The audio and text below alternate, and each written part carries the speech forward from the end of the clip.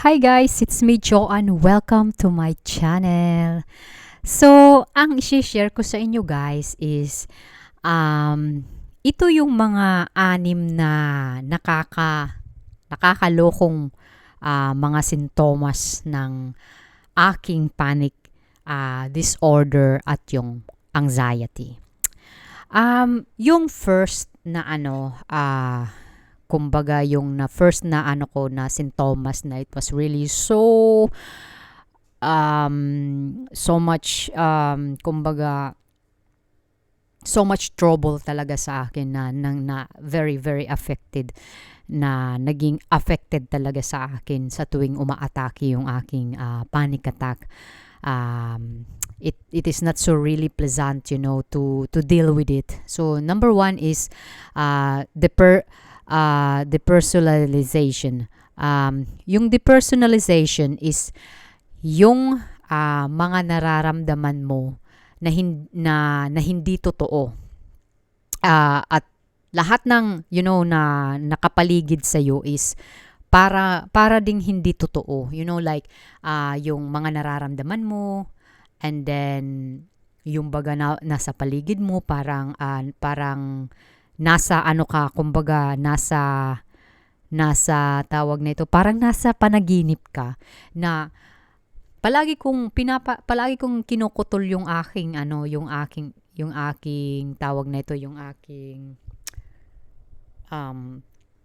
aking muka. Palagi ko yung kinukutol yung aking muka kasi may time talaga na parang hindi ka naniniwala na yun ang yun talaga yung kumbaga yung talaga nakakalungkot na yung nakakalokong mga sintomas na yung depersonalization talaga. So yun talaga yung number one. And yung number two is air hunger.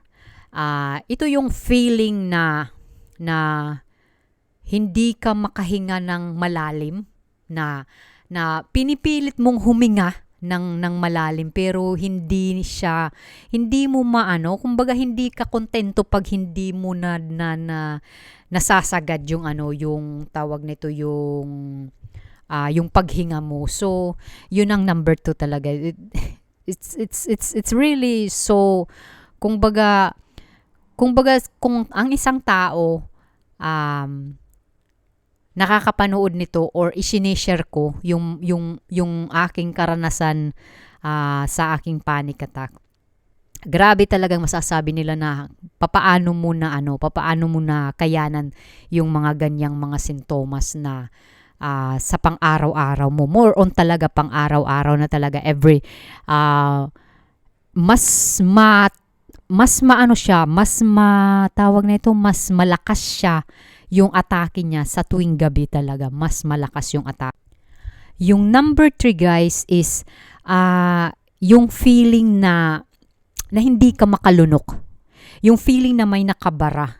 Na feeling mo may nakabarang bukol sa lalamunan mo. But itong sintomas na ito yung parang hindi ako makalunok, or yung bang parang may nakabalakid sa sa tawag na ito, sa aking lalamunan. Pero nangyari ito guys, kumbaga late na siya. Ito yung last na sintomas na nangyari sa akin. Kasi nung time na yun, bago ako nakapag-vacation sa Pilipinas nung 2019, kasi na-diagnose ako ng panic disorder and depression is 2015, papasok ng 2016. So kasi yung anak ko nanganak ako 2015, it was December, and then nung 8 months yung anak ko na-diagnose ako na may depression and then may panic disorder. So itong parang may nakasagabal, especially now I really understand now na bakit siya lumabas, bakit ko naramdaman ito. Kasi nung time nung nasa Pilipinas nung nasa Pilipinas ako, I think I was already have this, but kumbaga hindi ko lang siya naramdaman kasi nung time na yun is parang yung parang nagkakaroon ako, tapos nawawala, tapos bumabalik, tapos nawawala. Pero nung pagbalik ko galing Pilipinas, hindi na siya nawala, guys. So, nag-worried ako kasi natakot ako na baka bumalik yung sakit ko, yung dati kong sakit. So, sabi ko sa sarili ko, I have to go back again. Kasi I remember the last time na nag-consultation ako is sabi ng doktor ko, sabi ng professor ko na if ever man na may maramdaman ka uli, punta ka lang dito, balik. So ako kasi every time na may nangyayari sa aking katawan, and syempre kung hindi talaga ako sure, so nagpupunta kami ng hospital. Kasi mayroon naman ako doon record. So they really take care me everything. Kasi dito guys sa Belgium, pag may record ka talaga, they will really kumbaga aasikasuhin ka talaga nila nang mabilisan. Syempre kasi hindi yun talaga madali yung proseso ng aking recovery nung nagkasakit ako by 2000 and 2013, tapos papasok ng 2014. So nung time na yun talaga, it was very devastated para sa akin kasi after ng Hayan sa Tacloban, and then then na-diagnose ako yung sakit kong TB, yung tuberculosis kong sakit. So yes, ito talaga yung last na na naramdaman ko. So bumalik uli ako sa hospital, tapos basta marami akong mga ginawang procedure, and hindi nila yung nakakairita guys kasi hindi nila makita yung diagnosis kasi kumbaga in-ultrasound yung aking lalamunan, and they see that everything is good, o okay yung okay yung tawag nito, itong thyroid ko, okay yung thyroid ko, tapos kumbaga linagyan ako dito ng kable ng camera, tapos tiningnan yung dito, nakita yung yung vocal cord ko na siya, na infected siya, pero hindi man as in na infected. So na-diagnose na mayroon akong acid reflux kasi yung inflammatory, pwede ka rin nagkaroon din ako ng sinuses. And then syempre sa likod ng atin, 'di ba?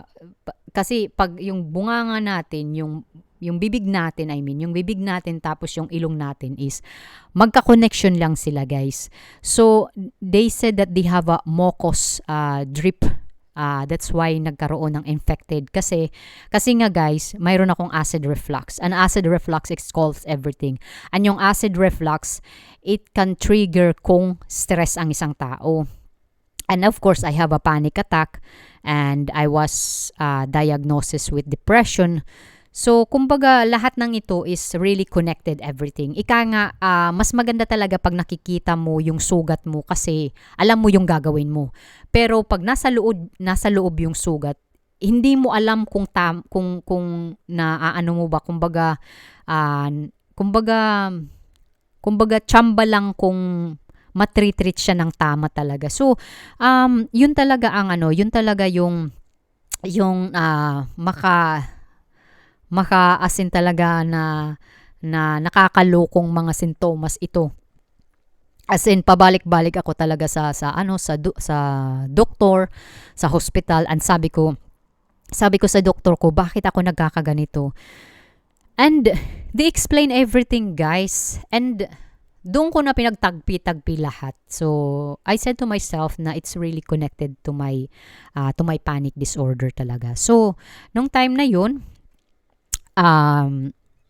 yeah, I'm still doing my psychiatrist, and I tell that to him, everything. And then I said yes, I was really frustrated because pabalik-balik ako sa hospital, and because of this, itong nararamdaman ko sa aking lalamunan na feeling may nakakabalakid, and especially guys, especially kung stress ako, at especially kung umaatake yung aking panic disorder, kasi as in talaga parang may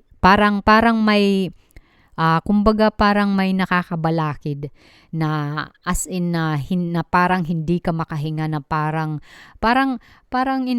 pinipiga yung ano mo, yung paghinga mo, na para hindi ka makahinga. So, yun talaga ang naano ko. So, yung finokus ko talaga guys para mawala ito is yung stress ko, yung panic attack ko. So doon ako nagfo-focus. Hindi ako nagfo-focus sa sintomas ko. Kasi guys, kung mag-focus ka lang sa sintomas mo, is lalong lalala. Kasi yung problema hindi nasa sintomas, nasa loob. Nasa ano mo, nasa kaloob-looban mo talaga. So that's why I always said na psychiatrist, it's really help. Kasi yes, hindi sila nagbibigay ng advice yung psychiatrist, pero linalabas mo dito yung kung ano yung mga nangyayari sa loob mo. Kasi syempre yung psychiatrist hindi naman sila yung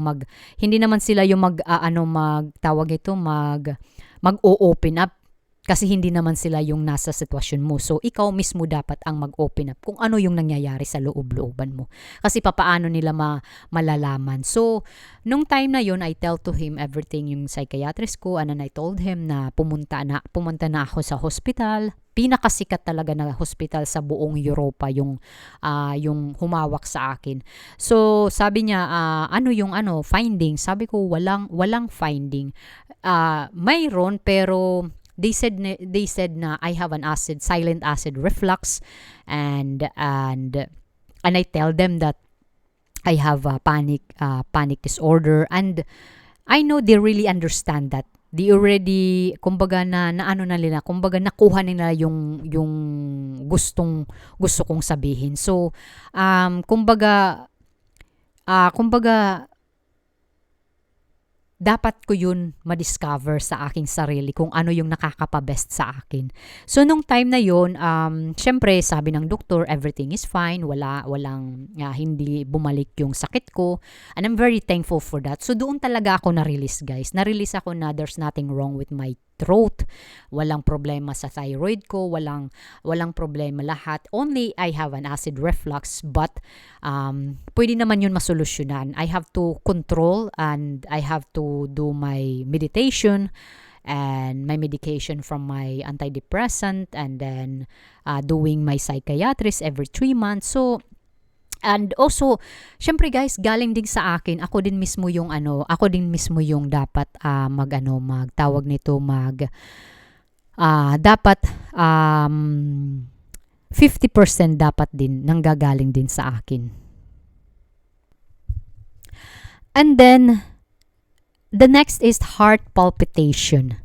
Especially kung natutulog ka, tapos magigising ka na lang na biglang nagkakaroon ka ng heart palpitation. Na as in talaga na doon napapasok yung tawag nito, yung mga negative thoughts, yung mga iniisip mo na para kang mamamatay, na para kang atakihin, na parang as in talaga na hindi mo maintindihan yung isipan mo, parang nagbubuhol-buhol na hindi mo maintindihan. So yun talaga yung yung pinaka nakakaloko talaga itong sintomas na ito. At lalo na kapag natutulog ka sa gabi. Natutulog like yung talaga, yung pinaka high talaga na na tawag nito, na atake talaga is every night sa akin. That's why they call it panic disorder yung akin, kasi every night talaga siyang umaatake, walang mintis guys, especially pag natutulog na ako sa gabi, at magigising talaga ako na nagpapalpitate yung aking puso na hindi siya normal. And then sabi sa akin, kasi guys, pag ang isang tao nagpapalpitate, and then na paggising mo para kang nahihilo, it's because you're having a hyperventilation. Ako naman, nagkaroon lang ako ng hyperventilation nung anxiety ko, yung first anxiety attack ko. Pero yung panic disorder ko, never ako nagkaroon ng hyperventilation. But sabi ng asawa ko, kaya ako nagigising sa gabi na nagpapalpitate kasi kasi mayroon akong air hunger. Kahit ka natutulog, naririnig kasi niya yung breathing ko. Alam niya yung breathing na good breath and yung bad breathing mo. Kasi guys, may rhythm yan eh. Yung paghinga mo kapag natutulog ka, pag hindi maganda yung paghinga mo, doon ka magkakaroon ka ng palpitation at magigising ka. At pag magising ka, parang na depersonalization ka, na parang hindi totoo na ano ka. Minsan kinakagat ko to. Ginaganong ko yan minsan.